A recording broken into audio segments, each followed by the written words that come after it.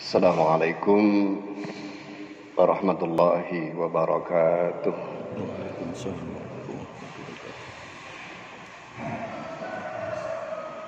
Nahmadullaha rabbal alamin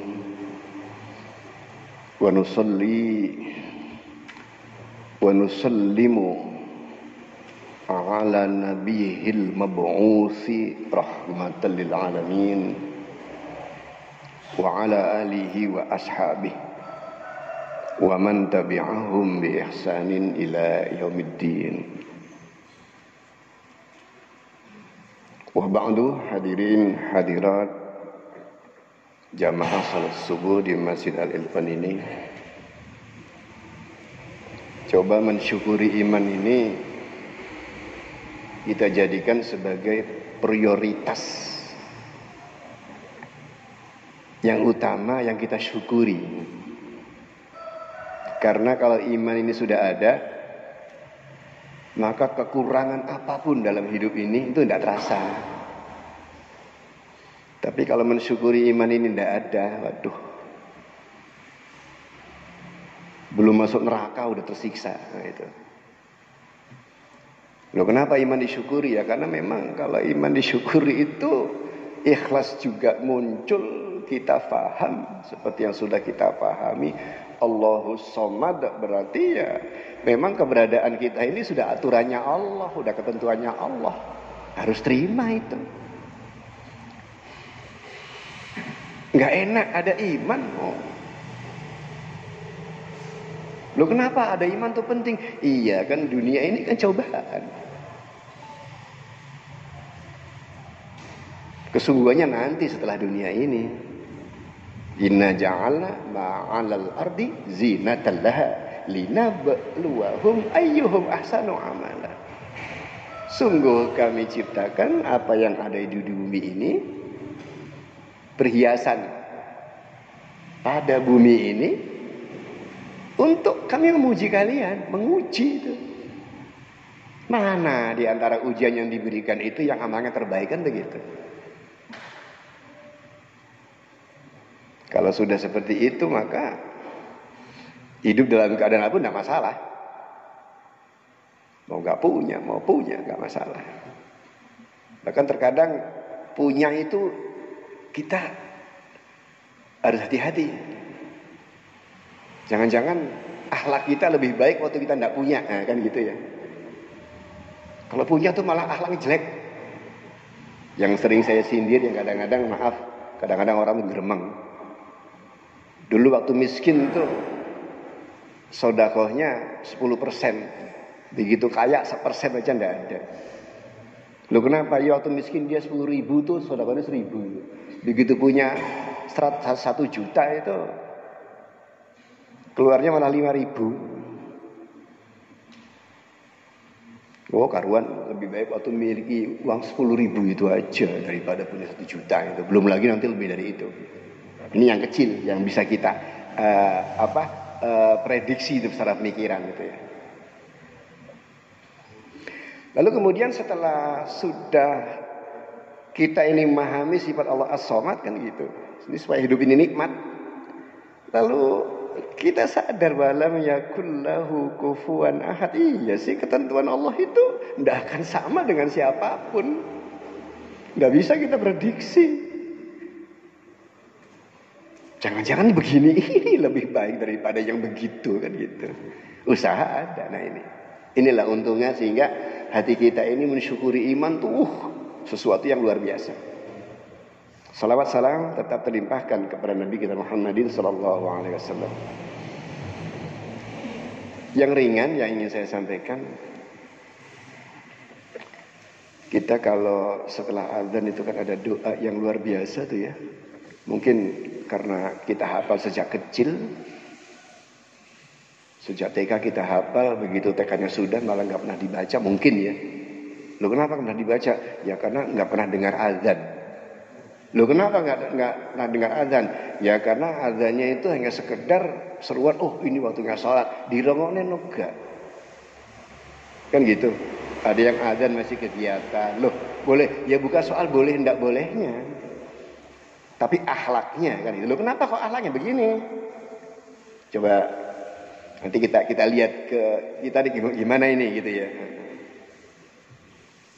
Kita kan semua hafal doa adzan itu. Coba kita bisa mensikapi enggak? Begitu selesai, Nabi menyuruh dengan doa ini minta loh. Minta tuh harapan loh. Kalau harapan berarti ada sesuatu yang diinginkan. Kalau doa harapan tapi tidak muncul dalam hati sesuatu yang diinginkan dalam doa dan harapan itu, doa ini menjadi doa yang palsu, kan gitu. Ini yang gampang aja kita berikan kepada adik-adik kita. Bismillahirrahmanirrahim.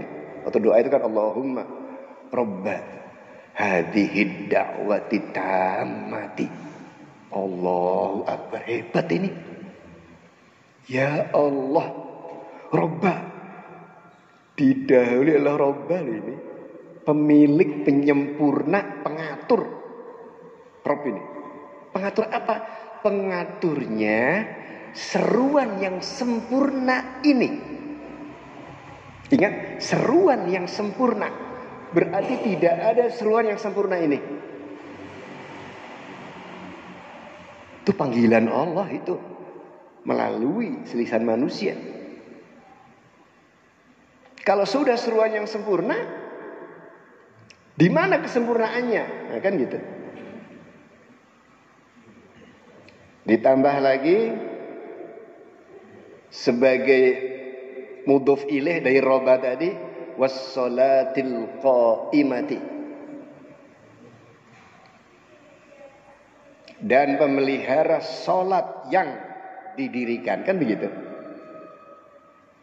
Luar biasa doa ini, luar biasa. Lalu sekarang respon kita bagaimana dengan doa ini? Betulkah itu sempurna? Iya, secara arti iya. Lalu bagaimana sikap kita dengan menganggap sempurna kepada doa tadi? Coba kita lihat. Dari dulu kita tahu sholat ya. Dari dulu kita tahu dengar azan itu ya. Tapi kalau kita lihat dari kebiasaan kita, mudah-mudahan saya salah ya. Begitu ada seruan dari selain Allah, itu jauh sebelumnya itu udah siap-siap. Dipanggil pimpinan umpamanya jam 8, itu jam 7 udah sampai sana. Hebat. Atau paling tidak ada satu bentuk kesiapan. Karena menganggap pentingnya panggilan ini, kan begitu. Lalu panggilannya Allah gimana nih? Makanya dari panggilan tadi itu diberikan satu bentuk kekhususan oleh Allah melalui nabinya tentunya. Makanya dalam salat wajib itu kan ada yang qobliyah itu ya. Ada yang tahiyatul masjid, kan begitu.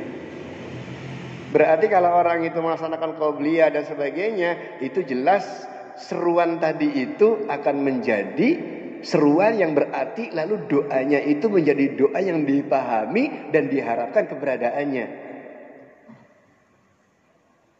Allahu Akbar, Rabb hadhihi da'wati tammah, seruan yang sempurna dan salat yang didirikan. Lalu ada harapan, hati, kan gitu. Berikan ya Allah Muhammadan, kepada Nabi Muhammad al-wasilah wal fadilah. Apa itu? Apakah dari ucapan? Tidak, itu doa itu. Perantara, lo perantara apa? Perantara supaya menghadap Allahnya ini benar. Maka yang dicontoh bukan siapapun kecuali Nabi. Sallu kama ra'aitumuni usalli.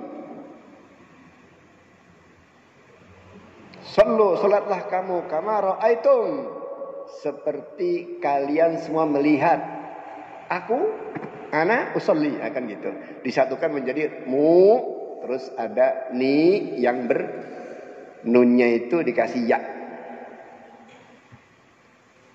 Jadi ra'aitum masalahnya itu, kalian melihat seperti aku sholat.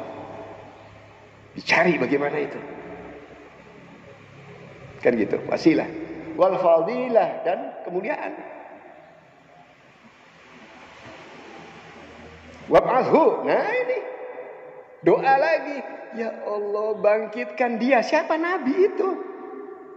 Loh, kenapa kita minta bangkitkan? Loh, nabinya sudah bangkit. Cuma nabi itu sebagai utusan yang tampak ada nabi itu diakui adanya nabi kalau ajarannya itu dimunculkan. Kalau enggak ya percuma, enggak ada apa-apanya.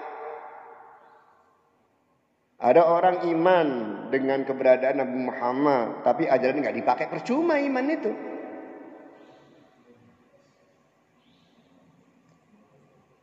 Wab'athu maqaman mahmudan. Bangkitkan dia ya Allah. Maqaman, tempat berdiri mahmudan yang terpuji. Ini kita yang bertanggung jawab ini. Dan kita doa lagi. Alladzi wa'adtahu, yang telah engkau janjikan itu. Ini masih doa adzan loh ya. Begitu hebatnya. Berarti sholat ini merupakan satu hal yang luar biasa. Terus kalau kita bertanya, ya Allah, sholat saya sejak dulu sampai sekarang ini kayak apa ya? Apa sama waktu saya kecil dulu? Itu yang bisa jawab kita. Apakah sholat kita ini berbentuk melaksanakan? Allah pokoknya sholatnya sudah, bukan mendirikan. Nah kalau mendirikan, ada itu. Sesuatu hal yang kita baca dalam sholat akan menjadi satu perbuatan dalam langkah kita. Dia dikatakan aqama yuqimu, mendirikan. Nah kalau seperti itu, maka karena memang sholat itu kan dominannya ayat Quran ya.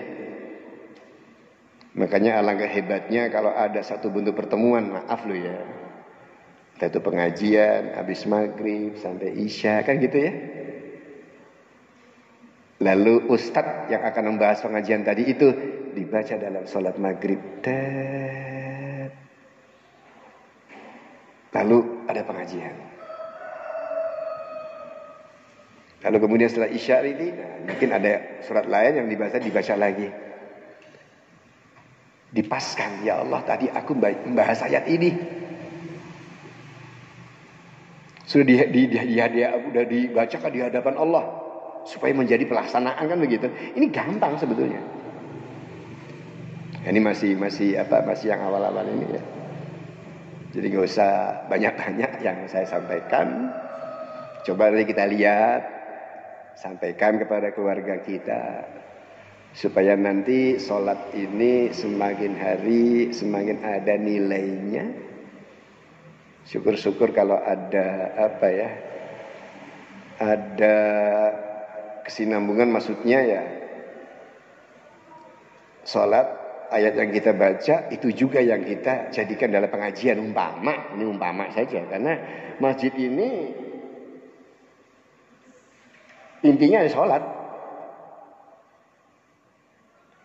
Bahkan kalau kita mau istilahnya mau main logika loh ini. Ya kalau nggak terima ya terserah lah, logika saja, saya main logika kok. Ada satu pengajian yang habis isya itu, ustadznya ngimami lagi. Tapi ayat yang disampaikan waktu pengajian itu enggak dibaca waktu dia ngimami. Itu logikanya enggak nyambung itu. Kan begitu. Imamnya kebetulan enggak hafal ya. Nah, besok kalau ngaji apalkan dulu supaya dibaca dalam salat isya, nah baru isi pengajian kan gitu. Supaya apa? Ada kenyambungan waktu diadukan, dibacakan di hadapan Allah, dimunculkan. Itu punya nilai tinggi loh. Tapi ini hanya sekedar logika saja ya. Karena memang salat itu ka'annaka tarah fa illam takun yara fa illam takun tarah fa innahu yaraka. Kan salat begitu. Seakan-akan kamu melihat Allah. Kalau tidak maka Allah melihat. Bukan begitu, ada komunikasi. Ya mungkin ini kurang lebihnya mohon maaf yang sebesar-besarnya. Wabillahi taufiq wal hidayah wal afu minkum. Assalamualaikum warahmatullahi wabarakatuh.